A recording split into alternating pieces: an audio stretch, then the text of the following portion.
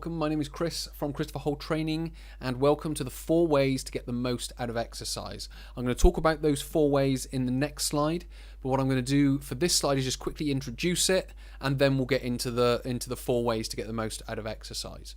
So first of all, what we have to do is we have to use stretching and exercise together. Most use one or the other. So when we are overcoming an injury, when we are talking about fitness training, both stretching and exercise work as one unit to become your training. What most people do is they will talk about getting fit by doing exercise. In the media, when people are talking about getting fit, it's all about doing exercise. It's not about getting your body into a state where it can function correctly. Because what we find with too much exercise and not enough what I would call recovery and stretching as a part of that is muscles will start to tighten, joints will start to tighten, and you'll start to find that your body stops moving as well as it could. And as you move into later life, joints become stiffer, muscles become stiffer, and you don't tend to get the most from your exercise. And what will then start happening is you'll then start to reduce the amount of exercise you do. You'll notice that you'll become stiffer and you'll start to do more exercise. So you then start to sort of revert what you were doing and flip what you were doing more to the stretching side and recovery side and start reducing the exercise. But that's only because you were doing too much of the other one earlier on in life. If we can keep the balance throughout life, we can then start to manage and improve our fitness, reduce our risk of injury, and then we can start to keep our health and fitness much more balanced. Because what we find is people in their 20s and 30s will tend to do a lot of exercise.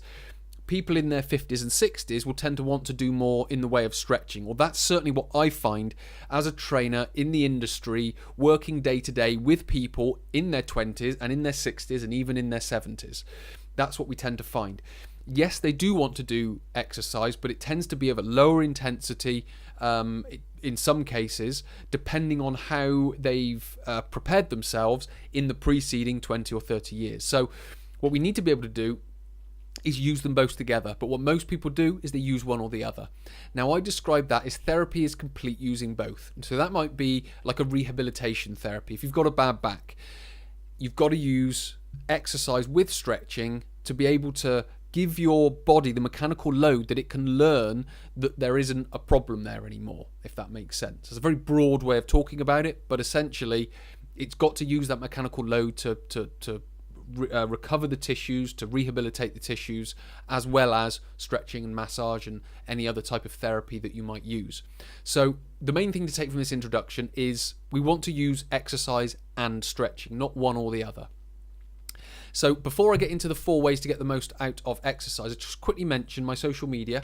So if you want to come along, please do like and follow on Twitter, which is @ChristopherHole, or Facebook, which is Christopher Hole Training, or Instagram, which is Christopher Hole. It'd be great to have you there. Like and follow, ask questions, comment on videos. I try and share as much as I can each day on anything and everything health and fitness. Alternatively, come to the website, ChristopherHoleTraining.com. You can join the monthly newsletter, which is there. Just pop your name and email address in at the bottom of the page, on the homepage. You'll receive that once a month. Again, we try and cover as much under the umbrella of health and fitness as we can, be it nutrition, exercise, behavior, whatever it might be. Anything that goes towards health and fitness, we try and talk about and help you learn about so you can improve upon. Alternatively, there are also 12-week programs there, so you can find out more about those there, get involved in them, and improve your fitness using those online programs. What we have here are the 4 ways to get the most out of exercise. First of all, as I've talked about already, so I'm not going to spend a long time on this one, which is use it together with stretching. Joe Friel, which is an endurance coach, triathlon coach, cycling coach from America, describes it in his book, Fitness equals workout plus recovery. Now, stretching is a part of recovery, so it's not the only type of recovery, but it's a part of recovery. So we have to do both together. Obviously, everyone knows about exercise, so I've just sort of broken that down into fitness equals exercise plus stretching. So that's what you need to be thinking about with regards to improving your fitness, but also overcoming your injury. The next thing we need to do is stretch and move. So if we are, again, trying to improve fitness or trying to overcome an injury, overcome an ache or a pain, we need to stretch and move. So I use stretching before exercise. Now I know a lot of people say not to do it, but if you do it in the right way, it can be done. So what we do is when we stretch, is we then get about a 20 or 30 minute improvement in the length of that tissue. So what we then need to do is move within that new range of movement. What that then does, that then allows our body to recognize that there is extra movement there and that it can use it. So if we take this movement or this exercise, for example, which is a squatting exercise, you can see I've got ankles, knees, hips, and to a degree, my upper back. So all of that needs a good degree of flexibility. So I would go about stretching all of those different areas, and then what I would do, only sort of in a light way, so it would be done in sort of a mobility type scenario. So I would only use light weights, but I would be focusing on the range of movement rather than the weight being lifted. So I would then drop into that position, and I would try and edge it a little bit further. So this is all about preparation before I would then go on to a heavier lift, to a more sort of formal type of exercise that we would recognize in gyms on a day-to-day basis.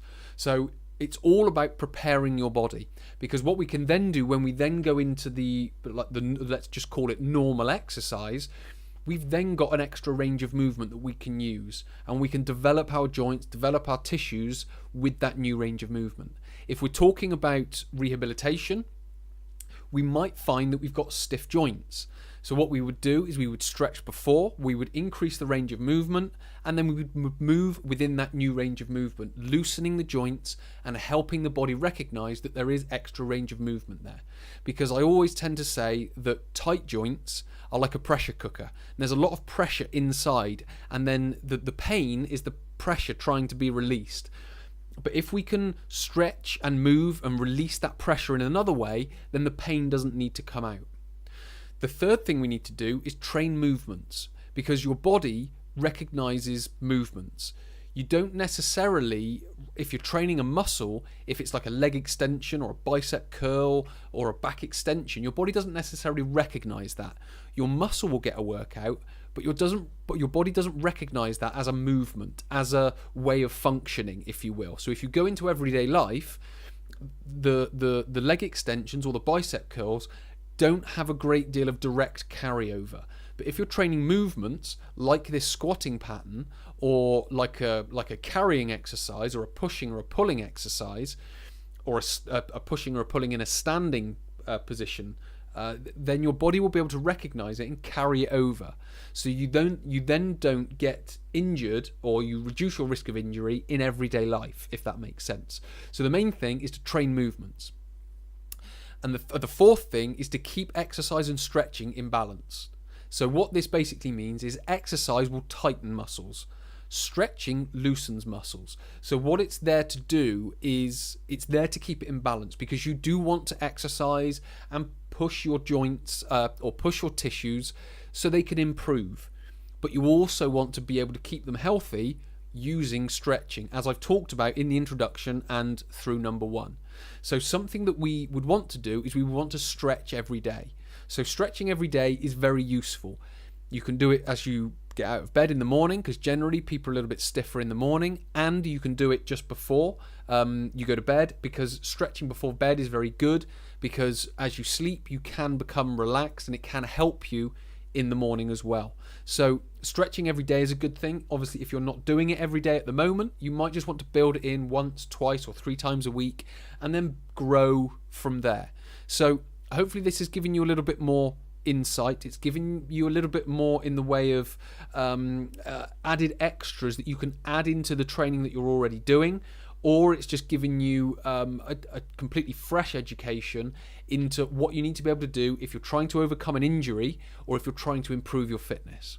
So many thanks for watching. My name is Chris From Christopher Holt Training, I'll speak to you in the next video.